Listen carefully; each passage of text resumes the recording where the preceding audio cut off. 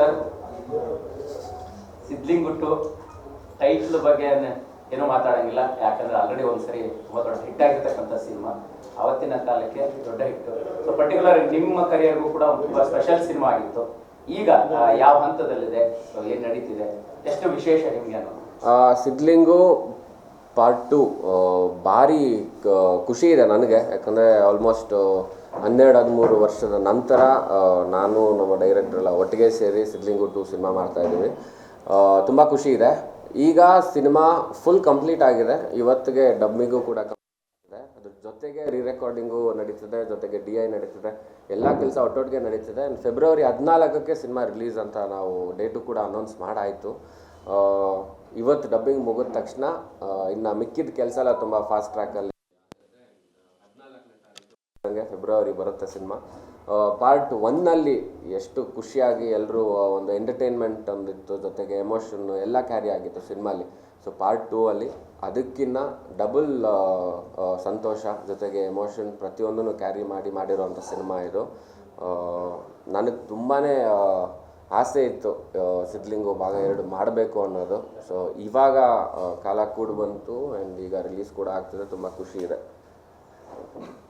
Particular ಆಗಿ ಅವತ್ತು ರಮ್ಯಾ ಅವ್ರ ಜೊತೆಗೆ ಆ್ಯಕ್ಟ್ ಮಾಡಿದ್ದಂತಹ ದಿನಗಳು, ಸೊ ಇವತ್ತಿನ ಪಾರ್ಟ್ 2ಗೆ ಎಷ್ಟು ಚೇಂಜಸ್ ಆಗಿದೆ, ಬೇರೆ ಬೇರೆ ಸೀನ್ಗಳು ಬೇಕು? ಸಾಕಷ್ಟು ಜನ ಸಿದ್ಲಿಂಗು ಸೀಕ್ವಲ್ ಮಾಡ್ತಿದ್ದೀವಿ ಅಂದ ತಕ್ಷಣ ಮೊದಲನೇ ಕ್ವಶನ್ ಕೇಳೋದೇ ರಮ್ಯಾ ಅವ್ರು ಇರ್ತಾರಾ ಅಂತ.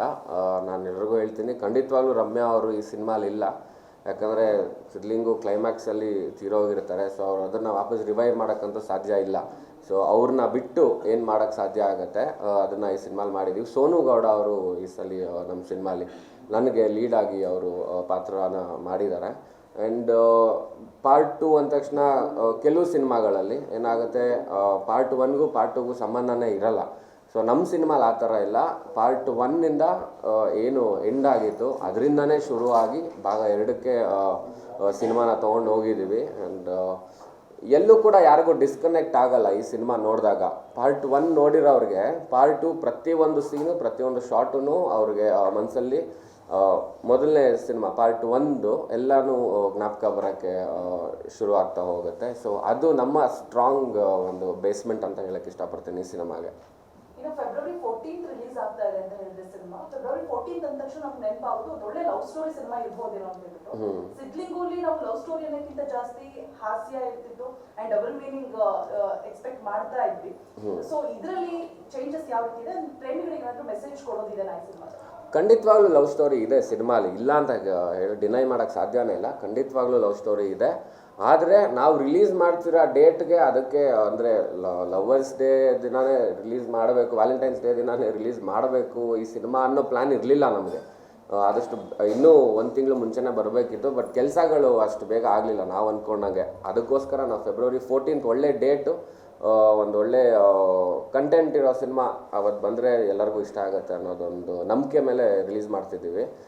ಅದ್ರ ಜೊತೆಗೆ double meaning yes of course part 1ನಲ್ಲಿ ಇತ್ತು, ಇದರಲ್ಲೂ ಇರುತ್ತೆ, ಬಟ್ ತೀರಾ ಇರೋದಿಲ್ಲ.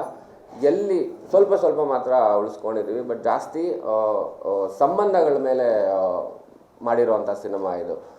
ಸಂಬಂಧ ಅಂದ ತಕ್ಷಣ ಹುಡುಗ ಹುಡುಗಿ ಲವರ್ಸೇ ಆಗಿದ್ದು ಸಂಬಂಧ ಬೆಳೆಸ್ಬೇಕು ಅಂತಿಲ್ಲ. ಇವಾಗ ಪ್ರತಿಯೊಂದು ಪಾತ್ರನೂ ಇವ್ರು ನನಗೆ ನಮ್ಮ ನಿರ್ದೇಶಕರು ಅಂತ ಹೇಳಿದ ತಕ್ಷಣ ನನಗೂ ಇವ್ರಿಗೂ ಒಂದು ಒಳ್ಳೆ ಸಂಬಂಧ ಇರುತ್ತೆ, ನಮ್ಮ ಪ್ರೊಡ್ಯೂಸರ್ ಜೊತೆ ಒಂದು ಸಂಬಂಧ ಇರುತ್ತೆ, ನಿಮ್ಗಳ ಜೊತೆ ಒಂದು ಸಂಬಂಧ ಇರುತ್ತೆ. ಸೊ ಈ ರೀತಿ ಸಂಬಂಧಗಳಿಗೆ ವ್ಯಾಲ್ಯೂ ಕೊಟ್ಟು ಮಾಡಿರುವಂಥ ಸಿನಿಮಾ ಇದು. ಸರ್, ಈಗ ಪಾರ್ಟ್ 1ನಲ್ಲಿ ಈ ಪೋಲಿ ಕಾವ್ಯಗಳು ಅದು ತುಂಬ ಯೂತ್ಸ್ಗೆ ತುಂಬ ಕನೆಕ್ಟ್ ಆಗಿತ್ತು ಅವತ್ತಿನ ಕಾಲಕ್ಕೆ.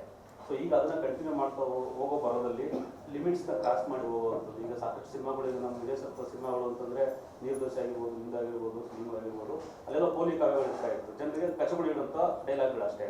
ಅದನ್ನು ಲಿಮಿಟ್ ಕ್ರಾಸ್ ಮಾಡಿ ಹೋಗುವಂಥ ಪ್ರಯತ್ನಗಳು ಆಗುತ್ತೆ. ಯಾಕಂದರೆ ಕೆಲವೊಂದ್ಸಲಿ ಅದು ಆಗಿರುತ್ತೆ ಕೂಡ. ನಾವು ನೋಡಿದ್ವಿ ಸಾಕಷ್ಟು ಸಿನಿಮಾಗಳಲ್ಲಿ. ಕೆಲವೊಂದ್ಸಲಿ ಫ್ಯಾಮಿಲಿ ಕೂತ್ಕೊಂಡು ಸಿನಿಮಾ ನೋಡೋಕ್ಕಾಗೋದಿಲ್ಲ. ಫ್ಯಾಮಿಲಿ ಓರಿಯೆಂಟೆಡ್ ಸಿನಿಮಾ ಅಂದ್ಕೊಂಡು ಬಂದಾಗ ಸಾಕಷ್ಟು ಇದು ಸುಗೂಸ ಆಗಿರುತ್ತೆ. ಆ ಥರ ಏನಾದರೂ ಇದೆಯಾ? ಖಂಡಿತವಾಗ್ಲೂ ಒಪ್ಕೋತೀನಿ ನೀವು ಹೇಳಿದ ಮಾತು. ನೀವು ಪಾರ್ಟ್ 1 ನೋಡಿದಾಗ ಯಾರಿಗೂ ಅಷ್ಟೊಂದು ಫ್ಯಾಮಿಲಿ ಜೊತೆ ಕೂತಾಗಲೂ ಅಷ್ಟೇ ಮುಜುಗರ ಆಗೋವಂಥ ಸನ್ನಿವೇಶಗಳು ತೀರಾ ಕಮ್ಮಿ ಇತ್ತು. ಸೊ ಈ ಸಿನಿಮಾಲು ಅದೇ ರೀತಿ ಇರುತ್ತೆ.